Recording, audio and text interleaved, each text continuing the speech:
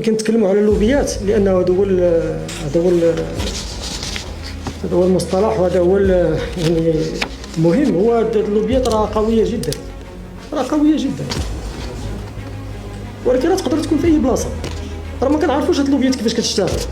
هاد اللوبيات راه تقدر، راه عندها قدره على التاثير وقدره على التحول. راه تقدر تجي ونشوفوا، انا كنجي مثلا لواحد ان فوروم اللي خصني نلقى فيه شي حاجه اللي هي ايجابيه، كنتكلم طبعا على اللجنه، وكنلقى انه جات اللوبيات ربما وغيرت شي حاجه.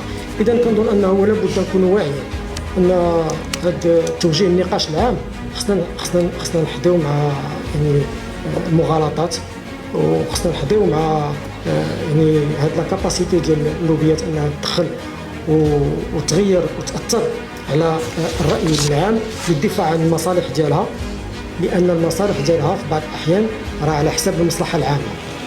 وانا لست من هذا الطرف ولست العب بصحه المواطنات والمواطنين. وشكرا لكم.